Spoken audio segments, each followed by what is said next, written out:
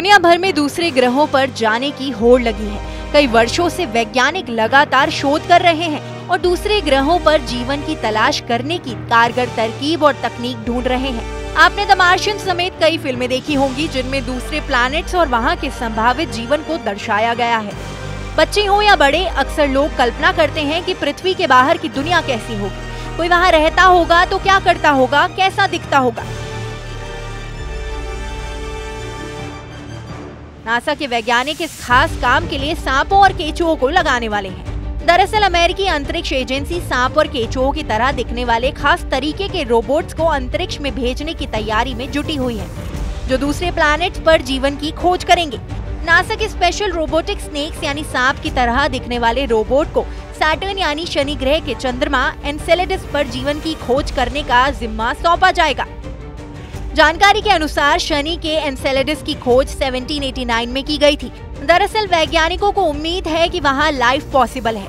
Enceladus की सतह बर्फीली बताई जाती है, जो कि बहुत चिकनी भी है। इसके तापमान की बात करें तो ये -90 डिग्री सेल्सियस से भी ज्यादा चला जाता है। ऐसे में वैज्ञानिकों को लगता है कि इसकी सतह के नीचे पानी मिल सकता है, वो भी अच्छी खासी मात्रा में, यानी यहाँ सागर भी पाया जा सकता है।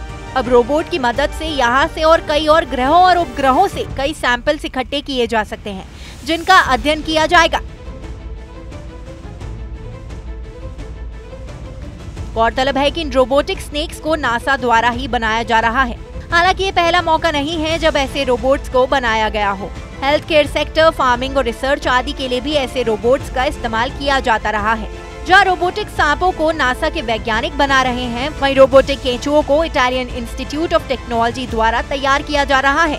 दरअसल इन सांप और केंचुओं की बड़े रोबोट्स के साथ तुलना करते हुए वैज्ञानिकों का कहना है कि ये स्नेक्स और अर्थवॉर्म्स की तरह दिखने वाले रोबोट्स बड़े रोबोट्स की तुलना में कई काम बिल्कुल आसानी से कर सकेंगे। इसके पीछे की वजह इनका लचीलापन है। रोबोटिक स्नेक सांप की तरह ही जमीन पर चलता दिखाई देता है। यही नहीं, वो जमीन में बिल बनाने और उसके अंदर जाने में भी सक्षम है। इन्हें कहीं भी भेजा जा सकता है, यानी ये एक बड़े रिसर्च वर्क में महत्वपूर्ण भूमिका निभा सकते हैं।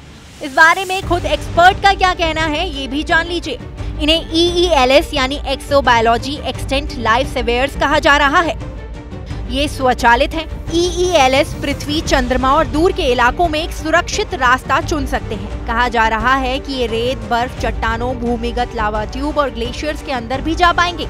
JPL.nasa.gov के मुताबिक पृथ्वी और अंतरिक्ष के बीच कम्युनिकेशन लैग टाइम के कारण EELS को इस तरह डिजाइन किया गया है कि वो खुद अपने आसपास के वातावरण को समझ पाए, रिस्क कैलकुलेट कर सके, ट्रैवल कर सके और जरूरी डेटा इकट्ठा कर सके। इसके अलावा कुछ गलत होने पर लक्ष्य ये रहता है कि ये रोबोट इंसानों की मदद के बिना खुद रिकवर हो सके। बता दें कि स्वीडन की यूनिवर्सिटी ऑफ एग्रीकल्चर की एक रिसर्चर एल्सा का मानना है कि ये रोबोट्स अपनी फ्लेक्सिबिलिटी के कारण किसी भी जगह पहुंच सकते हैं।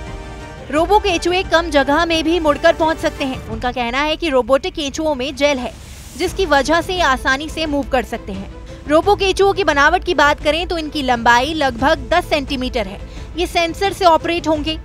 ये खास तरह के केंचुए भी सुरंग खोद सकते हैं।